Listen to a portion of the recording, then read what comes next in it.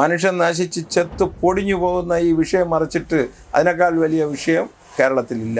മോഹനിലൊരു തെറ്റ് പറ്റിയാൽ അത് മറ്റുള്ളവരും തിരുത്തട്ടെ എന്ന് പറഞ്ഞുകൊണ്ട് മോൻ്റെ കാര്യം പറയാൻ രക്ഷകർത്താക്കൾ തയ്യാറാണ്. അത് പറയാൻ തയ്യാറാകാൻ വേണ്ടിയിട്ടാണ് ഞാൻ പറഞ്ഞു തുടങ്ങിയത്.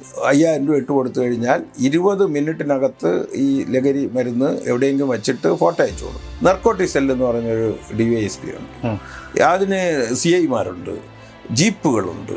ഇതൊക്കെ ഉണ്ടായിരുന്നിട്ട് ഇവർ ശമ്പളം വാങ്ങിച്ച് തിന്നുന്നതല്ലാതെ മാസത്തിൽ ഒരു ക്രൈമങ്ങ് പിടിക്കുന്നുണ്ടോ? നിയമം കർശനമാവണം. ഇത്തരം ലഹരി ഉപയോഗിക്കുന്ന ആളുകളൊക്കെ പിടിച്ച് ഇറങ്ങരുത്. നിനക്ക് മൊത്തമായിട്ട് തന്ന ആര് എന്ന് 5 ഘട്ടങ്ങൾ കൊണ്ട് ഇത് പരിഹരിക്കാം. 1-ാം ഘട്ടം കൊണ്ട് പോലീസ് എന്തിനു അവസാനിപ്പിക്കുന്നു? യൂണിഫോം ഇട്ട കുട്ടിക്ക് എന്തിനു സിഗരറ്റ് കൊടുത്തു എന്നാണ് ഫോട്ടോക്കാരോട് ചോദിക്കുന്നത്. അപ്പോൾ അവൻ പറയുന്നു, നീയും വലിച്ചുകൊണ്ടല്ലേ ചോദിക്കുന്നത്. അവനിത് കൊടുത്തില്ലെങ്കിൽ നൈറ്റ് കടയാണ്, രാത്രി ഇവനും ഇവൻ്റെ കൂട്ടുകാരും കൂടെ വന്ന് ഇവിടെ പ്രശ്നം ഉണ്ടാക്കുന്നത്, ഞങ്ങൾക്കിത് കാണാൻ വയ്യ. ഇതിനെ ഡിറ്റക്ട് ചെയ്യാൻ പറ്റുന്ന ഉപകരണങ്ങളുണ്ട്, അത് കേരള പോലീസ് ഉപയോഗപ്പെടുന്നില്ല എന്നുള്ളത്. അത് ഏതെങ്കിലും ലോക്കൽ ലാബിൽ ചെന്ന് എഴുതി വാങ്ങിച്ചുകൊണ്ട് പോകാൻ പുക പരിശോധിക്കും പോലെയുള്ളതല്ലേ ഞാൻ പറയണത്. അതിന് വേണ്ടി ഒരു നല്ല ക്രെഡിബിലിറ്റിയുള്ള ഒരു ഇതുണ്ടെങ്കിൽ ആ ഗ്രാമത്തിലുള്ളവരിനെ അമേരിക്ക പോയി കുടിച്ചു എന്ന് പറഞ്ഞാലും വിളിച്ചു വരുത്തി പരിശോധിക്കാറുണ്ട്. ഈ നാട്ടിനോട് നമുക്കൊരു പ്രതിബദ്ധതയില്ലേ? എൻ്റെ മകനെയും ലഹരി മരുന്നുമായി പിടിച്ചു. സ്വന്തം മകനായാലും തെറ്റല്ലാതാകുന്നില്ല. കഴിഞ്ഞ ദിവസം വിഷ്ണുപുരം ചന്ദ്രശേഖരൻ ചേട്ടൻ ഫേസ്ബുക്കിൽ കുറിച്ച വാചകങ്ങളാണ്. ഇന്ന് നമ്മളോടൊപ്പം ഉള്ളത് വിഷ്ണുപുരം ചന്ദ്രശേഖരൻ ചേട്ടനാണ്. ചേട്ടൻ നമസ്കാരം. കേരളത്തിലെ രാഷ്ട്രീയ രംഗത്ത് വളരെ സജീവമായി നിൽക്കുന്ന പൊതുമണ്ഡലത്തിൽ നിൽക്കുന്ന ആളാണ്. അങ്ങ് ഈ എടുത്ത നിലപാട്, സ്വന്തം മകനെതിരെ ഒരു കേസ് വരുന്നു, സ്റ്റേഷൻ ജാമ്യത്തിൽ മകനെ വിട്ടയക്കുന്നു. ഇത്രയും ചെറിയ ക്വാണ്ടിറ്റിയിലാണ് ആ ലഹരി മരുന്ന് പിടിച്ചത്. വേണമെങ്കിൽ പല കാര്യങ്ങൾ പറഞ്ഞ് ന്യായീകരിക്കാമായിരുന്നു. മകനല്ല, മകനോടൊപ്പമുള്ളവരാണ് എന്നൊക്കെ വേണമെങ്കിൽ അങ്ങേക്ക് അവകാശപ്പെടാമായിരുന്നു. പക്ഷെ അങ്ങ് ആ മകൻ്റെ തെറ്റ് പൊതുസമൂഹത്തോട് അങ്ങ് തന്നെ വിളിച്ചു പറയുന്നൊരു സാഹചര്യം. എന്തുകൊണ്ടാണ് അങ്ങനെ ഒരു നിലപാടിലേക്ക് വന്നത്? എൻ്റെ മകൻ മാത്രം ഉപയോഗിക്കുന്ന ഒരു കാര്യമാണെങ്കിൽ ഞാൻ മകനെ മാത്രം തിരുത്തി ഞങ്ങൾ കുടുംബമായിട്ട് പറഞ്ഞ് മനസ്സിലാക്കുമായിരുന്നു. പക്ഷെ കേരളത്തിൽ മൊത്തം ആളുകൾക്ക് വായിക്കുന്ന ഒരു വലിയ വിഷയമാണിതായതുകൊണ്ട് മകൻ എന്നുള്ളതിന് ഒരു രഹസ്യ സ്വഭാവം കൊടുക്കാതെ മറ്റുള്ളവരിൽ മാറ്റം ഉണ്ടാകണമെന്ന ആഗ്രഹം കൊണ്ട് ഉള്ളത് ഞാൻ തുറന്നു പറഞ്ഞു. കേരളത്തിലെ വിദ്യാർത്ഥികൾ പൂർണ്ണമായിട്ട് ഇതിനടിമപ്പെട്ടിട്ടുണ്ട്. കൊച്ചുകുട്ടികൾ, പെൺകുട്ടികൾ, സ്കൂളിൽ, കോളേജിൽ, എല്ലാ സ്ഥലങ്ങളിലും ഇത് പടർന്നു പിടിച്ചിട്ടുണ്ട്. അതിൻ്റെ ഒരു ചെറിയ കണ്ണി എൻ്റെ വീട്ടിലും എൻ്റെ മൂത്ത മകനും പടർന്നു പിടിച്ചു. ഇത് പ്രതിരോധിക്കണമെങ്കിൽ രക്ഷകർത്താക്കൾ തന്നെ തയ്യാറാകണം. ഇപ്പോൾ എൻ്റെ മകൻ കലോത്സവത്തിന്, ഇപ്പോൾ രക്ഷകർത്താവ് ചിന്തിക്കണം, കലോത്സവത്തിന് 1-ാം സ്ഥാനം കിട്ടിയാൽ എല്ലാവരുടെയും പറഞ്ഞു നടക്കും, അഭിമാനമാണ്, അതാണ് ഇതാണ്. മോഹനിലൊരു തെറ്റ് പറ്റിയാൽ അത് മറ്റുള്ളവരും തിരുത്തട്ടെ എന്ന് പറഞ്ഞുകൊണ്ട് മോൻ്റെ കാര്യം പറയാൻ രക്ഷകർത്താക്കൾ തയ്യാറാണ്. അത് പറയാൻ തയ്യാറാകാൻ വേണ്ടിയിട്ടാണ് ഞാൻ പറഞ്ഞു തുടങ്ങിയത്. എനിക്കറിയാം ഈ സമയത്തും എന്നെക്കാൾ ഭയാനകമായിട്ട് നല്ല സൗകര്യമുള്ള വീടുകളിലെ മക്കൾ മുറിക്കകത്തിരുന്ന് ലഹരി ഉപയോഗിക്കുന്ന ലക്ഷക്കണക്കിന് രക്ഷകർത്താക്കൾ ഉണ്ട് എന്ന് എനിക്കറിയാം. എന്നാലും അവർ അത് അംഗീകരിക്കില്ല. ഇതൊരു വിപത്താണ്. ഇത് അവരുടെ കണ്ണിയെക്കുറിച്ചൊക്കെ ഞാൻ മോനോട് ഒരു മണിക്കൂറോളം സംസാരിച്ചു. എൻ്റെ മോനോട് ഇത് തുടക്കത്തിലെ ഇവർ ഈ വലിയ റാക്കറ്റാണ്, അവരെവിടെയൊക്കെയാണ് കൊടുക്കുന്നത്. 30 കിലോമീറ്റർ ചുറ്റളവിൽ ഒരു മൊബൈലിൽ 5000 രൂപ ഇട്ട് കൊടുത്തു കഴിഞ്ഞാൽ 20 മിനിറ്റിനകത്ത് ഈ ലഹരി മരുന്ന് എവിടെയെങ്കിലും വെച്ചിട്ട് ഫോട്ടോ അയച്ചു കൊടുക്കും. അത് കഴിഞ്ഞാൽ ലൊക്കേഷൻ അയച്ചു കൊടുക്കും. അങ്ങനെ ഈ ഇതുണ്ടല്ലോ, സ്വിഗ്ഗി എന്നൊക്കെ പറഞ്ഞ് ഈ ഭക്ഷണം കൊണ്ടു കൊടുക്കുന്ന ഒരു സംവിധാനം ഉണ്ടല്ലോ, അതേപോലെ ഈ ലഹരി വസ്തു ഈ 30 കിലോമീറ്ററിനകത്ത് 20 മിനിറ്റ് കൊടുക്കുന്ന രീതിയിൽ വലിയ റാക്കറ്റ് പ്രവർത്തിക്കുമ്പോൾ ഇവിടുത്തെ സർക്കാർ ഉടനീളം ഇപ്പം ഞാൻ ഇന്നലെ ഈ വിഷയം വന്നുകൊണ്ടാണ് എനിക്ക് 62 വയസ്സായി. പൊതുരംഗമാണ് എൻ്റെ പ്രധാനം.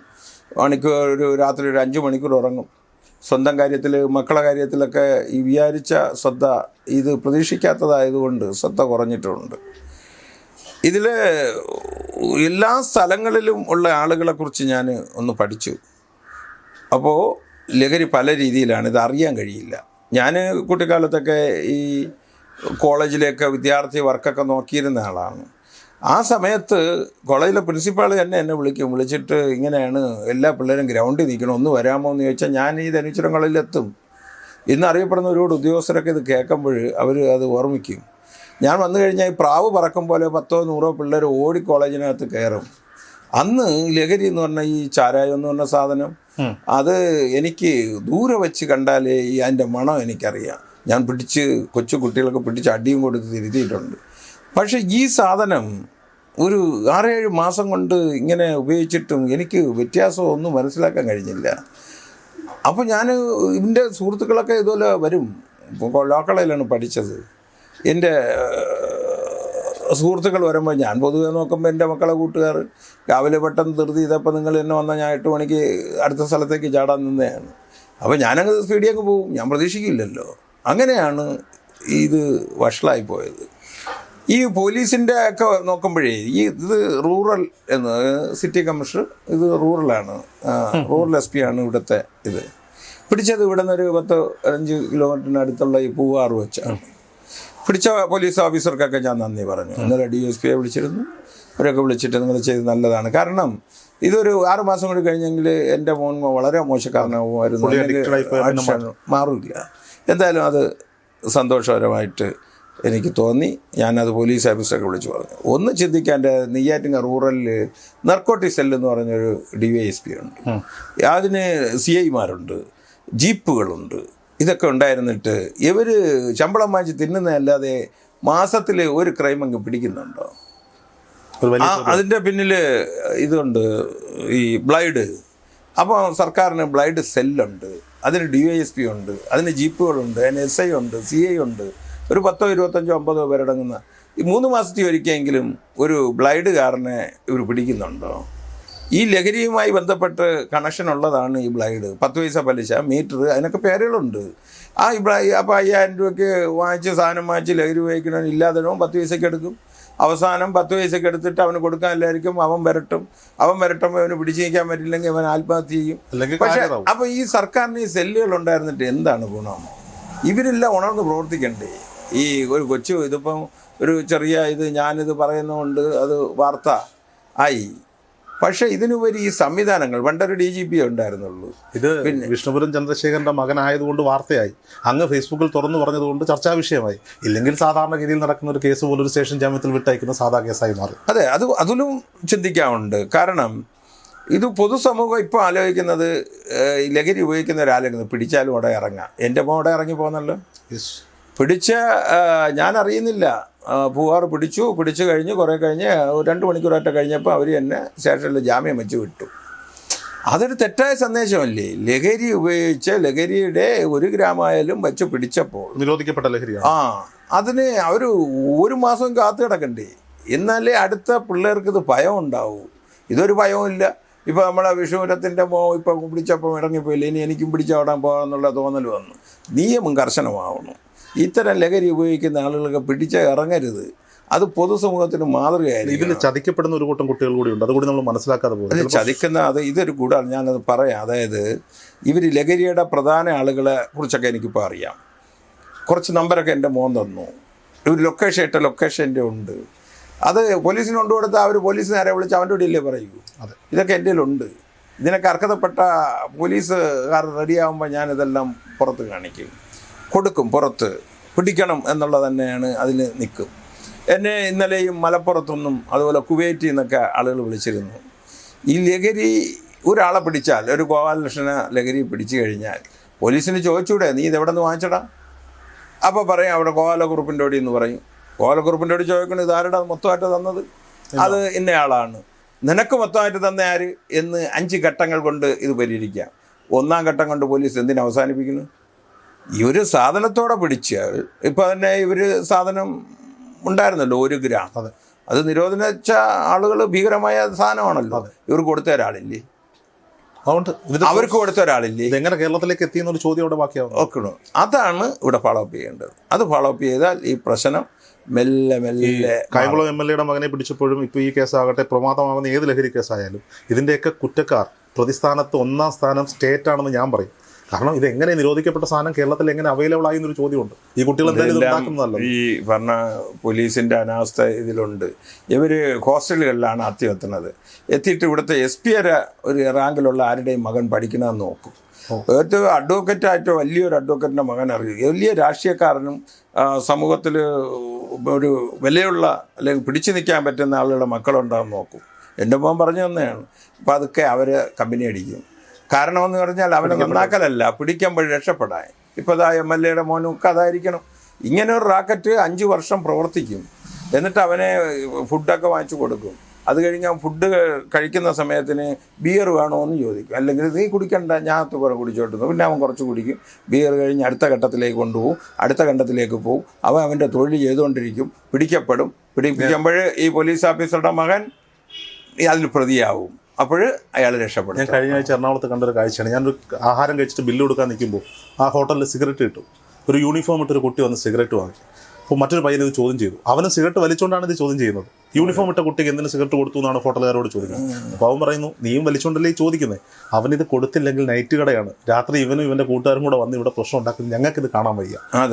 8ാം ക്ലാസ്സിൽ പഠിക്കുന്ന കുട്ടിയാണ് പരസ്യമായി വന്ന് യൂണിഫോമിൽ വന്ന് സിഗരറ്റ് കൊടുക്കാൻ പാടില്ലെന്ന് ബോർഡ് പോയിട്ടും വെച്ചിട്ടുണ്ട്. അല്ല ഇതൊക്കെ ഒരു ചെറിയ കാര്യങ്ങൾ. ഞാൻ പറയുന്നത് ഇപ്പോൾ ഈ സിനിമാ രംഗം കൊണ്ടല്ലേ കുട്ടികൾ നശിക്കുന്നത്. സിനിമയിൽ മോഹൻലാൽ ഒരു കാതിൽ കടുക്കം ഇട്ടാൽ ഇനി കീഴേ ഇരിക്കുന്ന ചെറ്റക്കുടലിരിക്കണവനും പിറ്റേന്ന് കടുക്കം ഇടും. മോഹൻലാൽ അടുത്ത ദിവസം കടുക്കം ഊരിയിട്ട് അടുത്ത സിനിമയ്ക്ക് വേറെ ഇടും. ഈ കുട്ടിയുടെ ജീവിതത്തിൽ പിന്നെ അത് മാറ്റൂല. സിനിമാ നടൻ സിഗരറ്റ് വലിച്ചാൽ ഈ രാജ്യത്ത് അതേപോലെ വലിക്കാൻ താല്പര്യക്കാർ എല്ലാ മേഖലയിലും നശിപ്പിക്കാൻ വേണ്ടിയുള്ളതാണ്. എനിക്ക് പറയാനുള്ളത്, എന്തുകൊണ്ട് സ്ട്രിക്റ്റ് ആയിട്ട് എടുത്തിട്ട് ഇപ്പം ഒരു ജോലിക്ക് പോകുന്ന സമയത്ത് പോലീസ് സ്വഭാവ സർട്ടിഫിക്കറ്റ് വേണമെന്നൊക്കെ പറഞ്ഞുകൂടെ കയറി ഇറങ്ങൂല്ലേ? PCC അത് ആരെങ്കിലും അങ്ങ് എഴുതി കൊടുക്കും. എന്തുകൊണ്ട് ഇപ്പോൾ എല്ലാ സംവിധാനവും ഉണ്ടല്ലോ. ഒരു ജോലിക്ക് പോകണവന് ഒരു 6 മാസം ഇവൻ ലഹരി ഉപയോഗിച്ചിട്ടുണ്ടോ എന്നൊരു സർട്ടിഫിക്കറ്റ് കൂടി വേണമെന്ന് ചിന്തിച്ചുകൂടാ? ലഹരി ഉപയോഗിച്ചിട്ടുണ്ടോ? അല്ല, ഈ പോലീസിൻ്റെ ലഹരി പരിശോധനയുണ്ട്, ബ്രീത്ത് അനലൈസർ. അത് ഇരുന്ന കാലത്ത് ഏറ്റവും മണ്ടൻ തീരുമാനമാണ്. കൊച്ചിയിലോ തിരുവനന്തപുരത്തോ കോഴിക്കോടോ ഉള്ള യുവതലമുറ, അല്ല കൊല്ലത്തെ എല്ലാ ഗ്രാമങ്ങളിലും ഉണ്ട് പോലും, ഇപ്പോൾ മദ്യം ഇല്ല. അവർക്കൊന്നെങ്കിൽ കഞ്ചാവ് അല്ലെങ്കിൽ MDMA അല്ലെങ്കിൽ LSD സ്റ്റാമ്പ് എന്ന് പറയും. ഇതിനെ ഡിറ്റക്ട് ചെയ്യാൻ പറ്റുന്ന ഉപകരണങ്ങളുണ്ട്. അത് കേരള പോലീസ് ഉപയോഗപ്പെടുത്തുന്നില്ല എന്നുള്ളത്. അതെ, കേരള പോലീസിൻ്റെ ഞാൻ അന്വേഷിച്ചപ്പോൾ ഇതിനുള്ള സംവിധാനമുണ്ട് ഉപയോഗം. അതിനൊന്നും നമ്മുടെ രാഷ്ട്രീയക്കാർ, ഞാനും രാഷ്ട്രീയക്കാരനാണ്, പലതിനും തടസ്സമാണ്.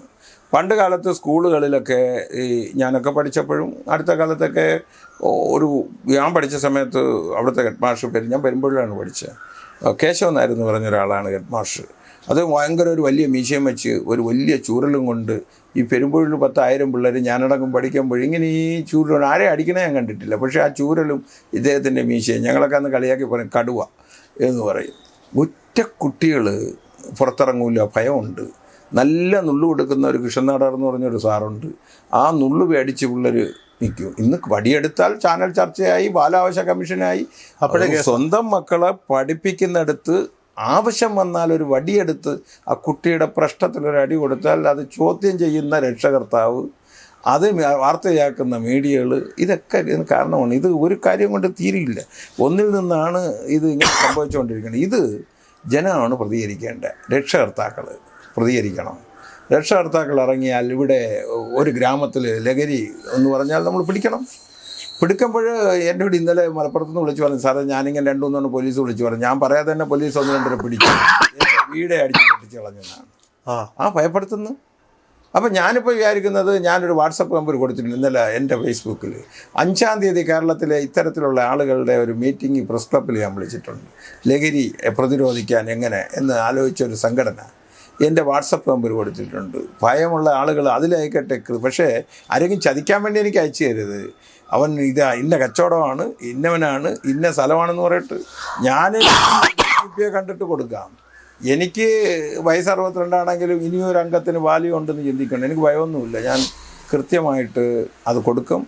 ഭീഷണിക്കൊന്നും വഴങ്ങില്ല. കുറച്ചാളുകൾ അങ്ങനെ തയ്യാറായി വന്നാൽ നമുക്ക് ഉറപ്പായിട്ട് ഒരു പുതിയ മൂവ്മെൻറ്റ് തയ്യാറെടുക്കുക.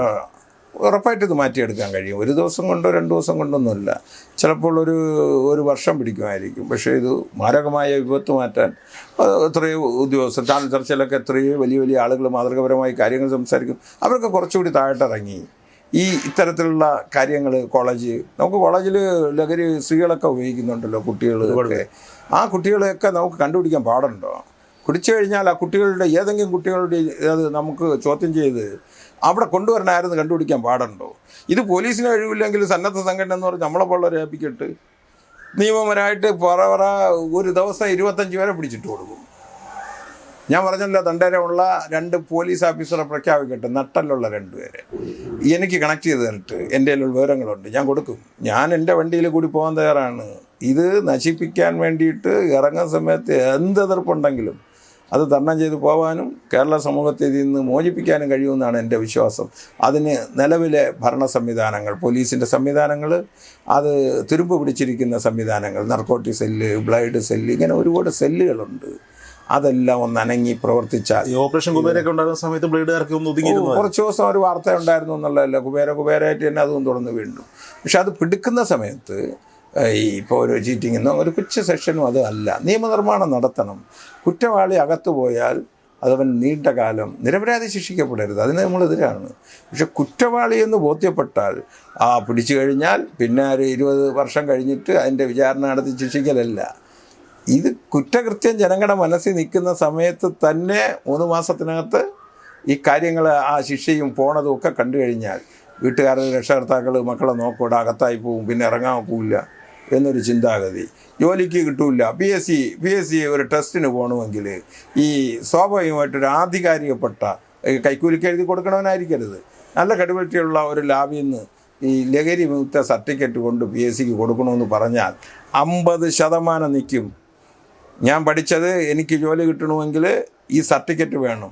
അത് ഏതെങ്കിലും ലോക്കൽ ലാബിൽ ചെന്ന് എഴുതി വാങ്ങിച്ചുകൊണ്ട് പോകാമല്ലോ. പുക പരിശോധിക്കും പോലെയുള്ളതല്ല ഞാൻ പറയണത്. അതിന് വേണ്ടി ഒരു നല്ല ക്രെഡിബിലിറ്റിയുള്ള ഒരു ഇതുണ്ടെങ്കിൽ PSC ടെസ്റ്റ് എഴുതണമെങ്കിൽ പോലും ലഹരി വിമുക്ത സർട്ടിഫിക്കറ്റ് വേണം. അത് 6 മാസത്തിൽ ഒരിക്കൽ ജോലി കിട്ടിക്കഴിഞ്ഞാൽ, അല്ലെങ്കിൽ 1 വർഷത്തിൽ ഒരിക്കൽ അത് പുതുക്കണം. പ്രൊമോഷൻ സമയത്ത് അത് ടെസ്റ്റ് ഹാജരാക്കണം എന്ന് പറഞ്ഞാൽ ഇതൊക്കെ നിസ്സാരമല്ലേ? അത് ആരാണ് എതിർക്കുന്നത്? ജോലിക്ക് വേണമെങ്കിൽ എക്സ്പീരിയൻസ് സർട്ടിഫിക്കറ്റ് വേണ്ടേ? ഉറപ്പായിട്ടും.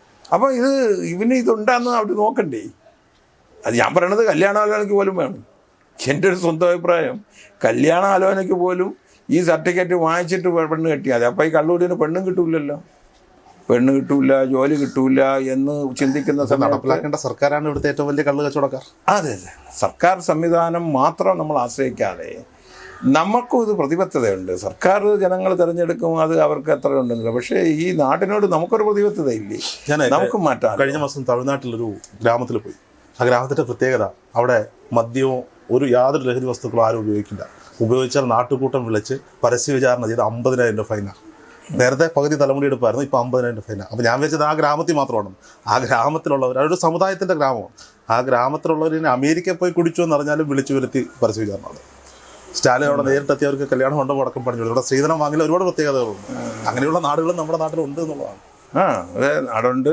അതനുസരിച്ച് പ്രതികരിക്കാൻ പറ്റിയ സ്ഥലവും ഉണ്ട്.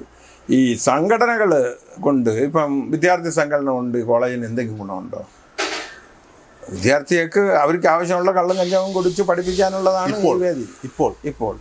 ഇപ്പോൾ ഞാൻ ഒരു സംഘടനയല്ല, ഞാൻ വിദ്യാർത്ഥി സംഘടന എന്ന് പറഞ്ഞാൽ മുഴുവൻ എല്ലാ സംഘടനയും. ഇതുപോലെ ഒരുപാട് കാര്യങ്ങളിൽ നിയന്ത്രണം നമുക്ക് കൊണ്ടുവരാൻ കഴിഞ്ഞാൽ തീർച്ചയായിട്ടും ഞാൻ പറഞ്ഞാൽ ഈ ഒരു നിയന്ത്രണം കൊണ്ടുവന്നാൽ മതി. കുട്ടികളിൽ പഠിക്കുമ്പോഴേ അമ്മ പറയും, ഇടാ നിനക്കൊരു ജോലി കിട്ടേണ്ടതാണ്, SSLC ആയതേ ഉള്ളൂ, സർട്ടിഫിക്കറ്റ് കിട്ടേണ്ടതാണ്. അങ്ങനെ ഒരു മൂവ്മെൻറ്റുമായി അങ്ങ് നേതൃത്വം കൊടുത്ത് മുന്നോട്ട് പോകാൻ തന്നെയാണ് തീരുമാനിച്ചത്. അല്ല, 5-ാം തീയതി ഇത് എൻ്റെ ആശയങ്ങൾ വരുന്ന ആളുകൾ ഞാൻ ഇന്നലെ ഫേസ്ബുക്ക് ഇട്ടിട്ടുണ്ട്. പലരും വിളിക്കുന്നു, വലിയ വക്കീലന്മാരും അതുമൊക്കെ എല്ലാവരും വിളിക്കുന്നുണ്ട്. കുറച്ച് ആളുകൾ വന്ന്, ഒരു കടലാസ് സംഘടനയല്ല ഉദ്ദേശിക്കുന്നത്, അത് രാഷ്ട്രീയ നേട്ടത്തിന് വേണ്ടിയുമല്ല, മതപരമായ കാര്യങ്ങളിലുമല്ല. ഇപ്പോഴും ഞാനൊരു ഇമാമുമായിട്ട് സംസാരിച്ചു, അത് നല്ലതാണ്, നമുക്ക് നോക്കാമെന്ന് പറഞ്ഞു. സംഘടനകൾ ഒരുപാടുണ്ട്, വർഷങ്ങൾ പഴക്കമുള്ള സംഘടനകളുണ്ട്. പക്ഷെ അതല്ല, ഈ ഭീഷണിയൊക്കെ പെടുത്തിയാൽ ഭീഷണിയിലൊന്നും വയ്ക്കാത്ത കുറച്ച് ആളുകൾ നേതൃത്വം കൊടുത്ത് എല്ലാ ജില്ലയ്ക്കും കുറച്ച് പേരെ ഒന്ന് പിടിച്ച് വന്നു കഴിഞ്ഞാൽ കേന്ദ്രവും ഇടപെടണം. കേന്ദ്രത്തിന് തീരുമാനിക്കാമല്ലോ ഈ ലഹരി മാറ്റാൻ വേണ്ടിയിട്ട് ഒരു പദ്ധതി കേന്ദ്രത്തിന് ചെയ്യും.